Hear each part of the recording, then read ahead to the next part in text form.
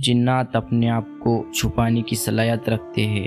جنات کی دنیا اور ان کی شخصیت کا علم اللہ کے پاس ہے، اور انسان کو ان سے متعلق صرف اتنی ہی معلومات مل سکتی ہے جو اللہ تعالیٰ نے اپنی کتاب اور رسول اللہ علیہ وسلم کی حدیثوں میں دی ہے۔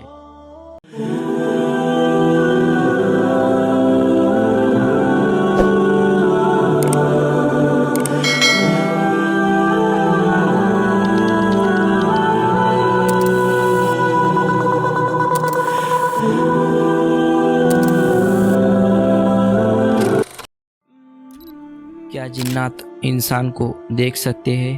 اللہ تعالیٰ نے اپنی کتاب قرآن مجید میں ارشاد فرمایا، اسلام میں جنات ایک ایسی مخلوق ہے جو انسان سے الگ ہے، لیکن اللہ تعالیٰ کی تصویر اور حکم کے مطابق وہ بھی انسان کی طرح زندگی گزار رہے ہیں۔ جنات کا ذکر قرآن اور حدیث میں آیا ہے، اور یہ صاف ہے کہ جنات انسان سے الگ دنیا میں رہتے ہیں، لیکن جنات انسان کو دیکھ نہیں سکتے۔ اللہ تعالیٰ نے جنات کی دنیا کو انسان کے نظر سے چھپا کر رکھا ہے۔ جنات کو دیکھنے کی بات اگر ہم کریں تو قرآن اور حدیث سے یہ ثابت ہوتا ہے کہ انسان جنات کو اپنی آنکھوں سے نہیں دیکھ سکتے۔ جنات اپنے آپ کو چھپانے کی صلاحیت رکھتے ہیں۔ جنات کی دنیا اور ان کی شخصیت کا علم اللہ کے پاس ہے، اور انسان کو ان سے متعلق صرف اتنی ہی معلومات مل سکتی ہے جو اللہ تعالیٰ نے اپنی کتاب اور رسول اللہ علیہ وسلم کی حدیثوں میں دی ہے۔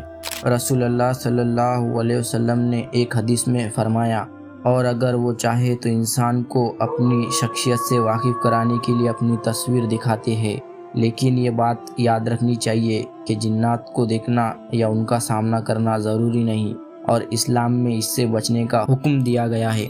اور جب تم گدھے کی آواز سنو تو شیطان سے بچنے کے لیے اللہ سے پناہ مانگو، کیونکہ ان کی آواز اس بات کی نشانی ہے کہ انہوں نے شیطان کو دیکھا ہے۔ جنات کو دیکھنا ایک فتنہ ہو سکتا ہے، اور ان سے بچنے کے لیے اللہ کے نام کا ذکر ضروری ہے۔ ایک حدیث میں یہ بھی ثابت ہوتا ہے کہ جنات کا سامنا انسان کے لیے بہت مشکل ہو سکتا ہے، اور ہمیں ان سے بچنے کے لیے اللہ تعالیٰ کا ذکر اور ان کی مدد تلاش کرنی چاہیے۔ اس لیے اسلام میں یہ مانا گیا ہے کہ انسان کو اپنے دن و رات کے کاموں میں اللہ کا ذکر کرتے رہنا چاہیے، تاکہ وہ ہر برائی اور فتنے سے بچ سکے، چاہے وہ جنات ہو یا کوئی اور۔ یہ حدیث ہمیں یہ سکھاتی ہے کہ ہم اپنی زندگی میں اللہ سے ہمیشہ پناہ مانگتے رہے، خاص کر ان حالات میں جب ہمیں شیطان کی موجودگی کا خطرہ ہو۔